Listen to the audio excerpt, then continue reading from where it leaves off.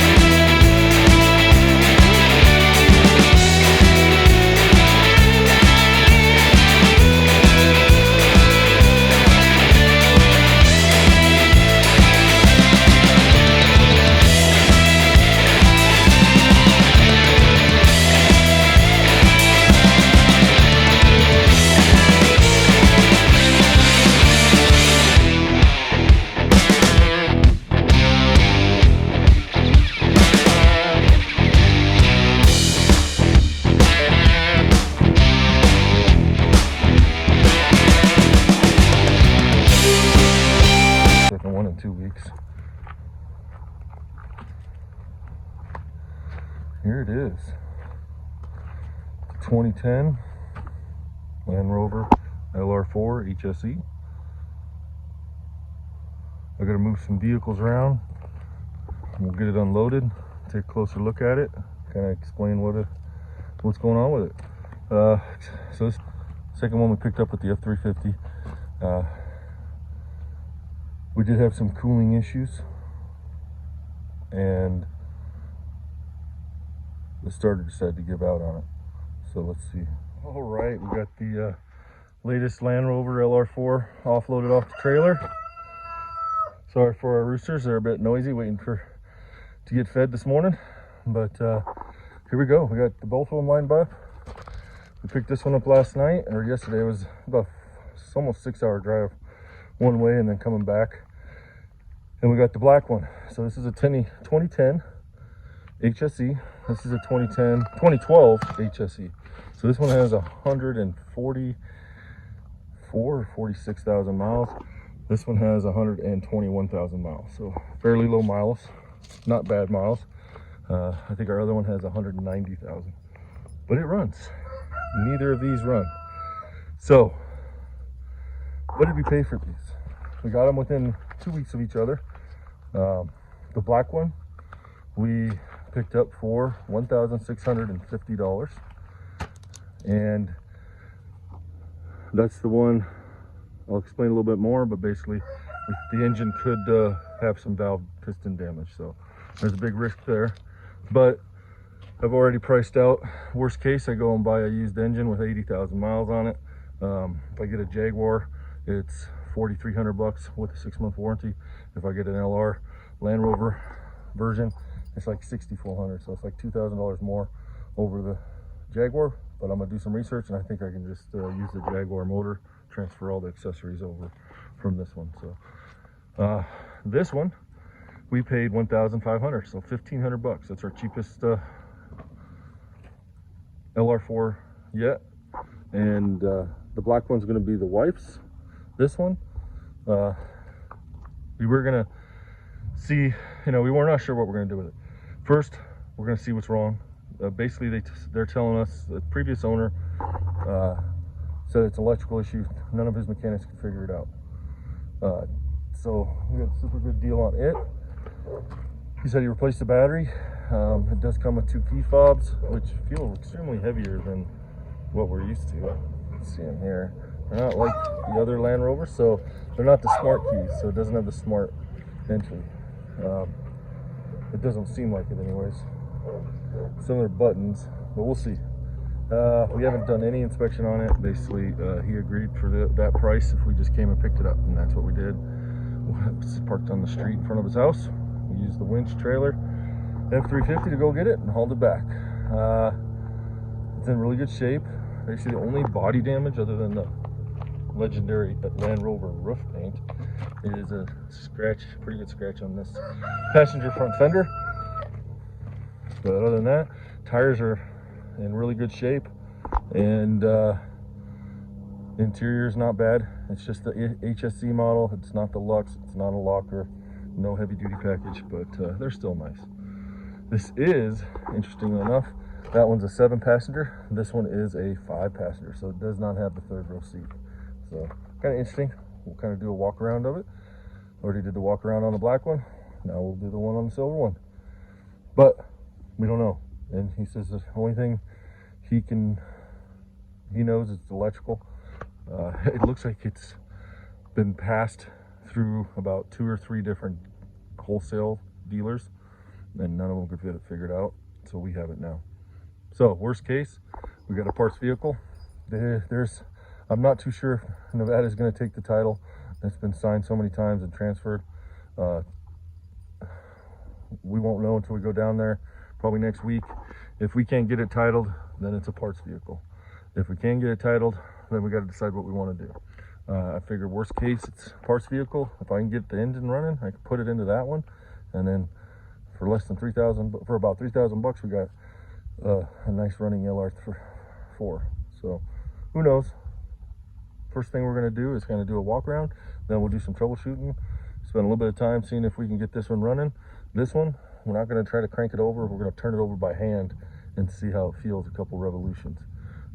He said he had the timing chain done 20,000 miles ago, then it started making noise and piston damage. So he said it was a Land Rover mechanic, not necessarily a Land Rover dealer. This one, he said he's had all his mechanics that he normally deals with, Hondas and Toyotas and whatnot, and they couldn't figure it out. So another challenge, another mystery. We're looking forward to it. Okay, so here's our 2010. We'll do a walk around of it. Show the outside. It hasn't been washed. We do have some paint issues up here.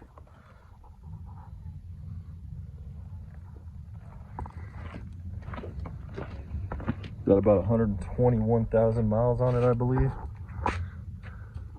Last registered October 2023. It is sitting on bump stops. They did put a trailer hitch in it. Not sure if it's got the wiring. We haven't popped that off yet. The only other paint damage is right here on the license plate cover. So we can, nice thing is I can take this whole piece off, not have to worry about paint, and repaint it. The passenger side, all the glass is in good shape.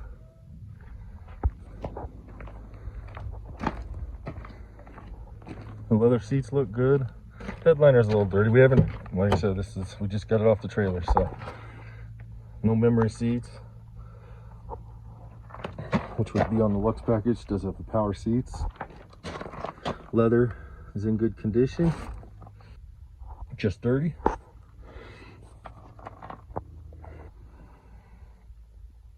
Said he did put a new battery in it. Headliner's not damaged, but needs to be cleaned. There's your second row. The wife's actually trying to talk our son into replacing his LR3 with this one. I think it's going to be a tough sell because that one's got the heavy duty package and the Lux package. Or I guess it's got a lot more features than the locking rear differential.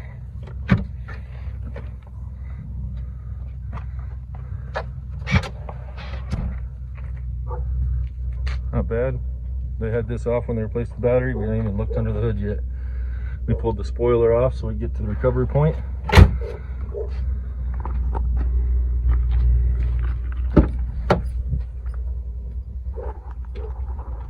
Door panel's in good shape. Needs a good cleaning. The leather looks like it's in good shape. Dash is still looks good.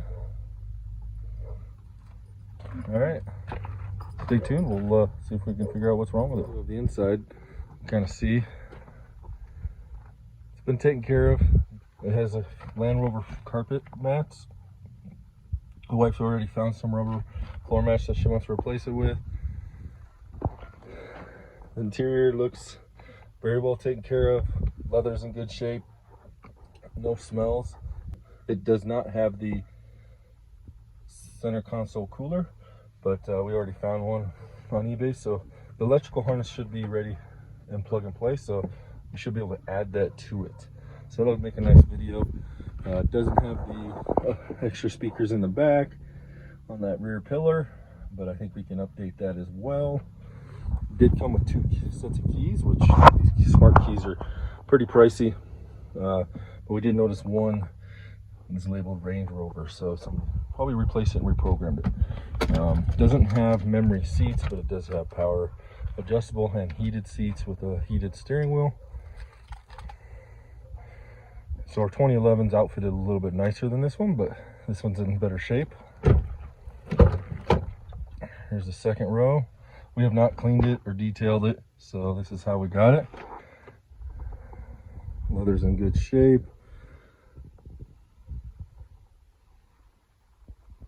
They did have a kid. We found some different little things on there. It's got the rear heating and air conditioning, so that's important.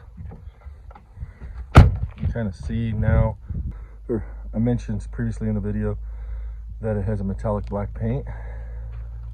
See if it comes out now that we're in the sun. It's dirty, we need to wash it, but you can see the sparkles in it. So that's pretty cool. A metallic, my wife's pretty excited. She wasn't real excited about black, but she's excited that it's, here's our camera, that it's a metallic black. So everything's working on it. Once you can see that they had the intake off. Doesn't look like they hauled too much terrible stuff. Seats are in there. Third row's underneath that. We pulled off this chin spoiler here for getting to the recovery hook. So just no bother to put it back in because we'll be pulling it down to the shop. That's it. Show you from the passenger seat. It's got a clean title.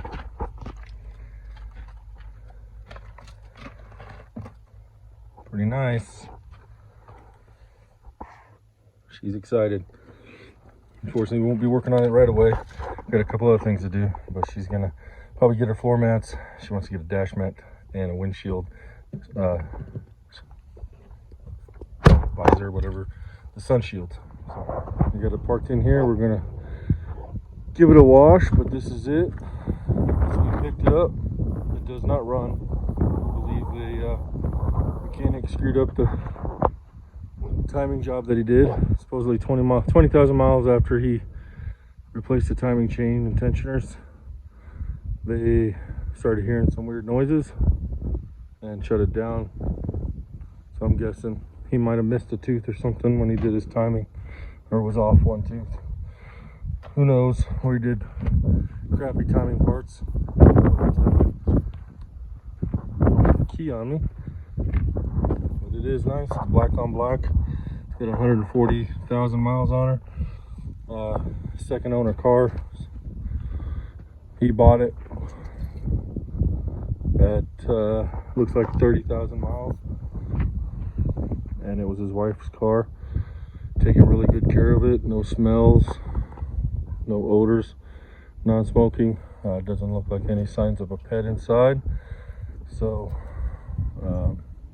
body's in good shape. It's kind of like, see if it comes out, it's like a metallic black. I'll get it shined up.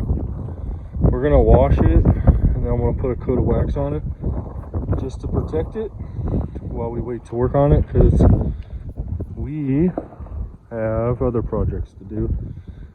Got a couple options. I haven't diagnosed it. I'll probably hook a scanner up to it probably shortly after we clean it, just to check the codes. But I already got some ideas and some options if we need to, depending on what we find on the engine. So we'll document it, make all good videos with it. So I think it's going to be fun. My wife's really excited. It's going to be her car, black on black. She likes the black leather interior. It isn't a Lux option, but and it doesn't have a locking rear axle, but she doesn't need it. This thing is going to be her car. She's not, already made clear she doesn't want to take it off-road.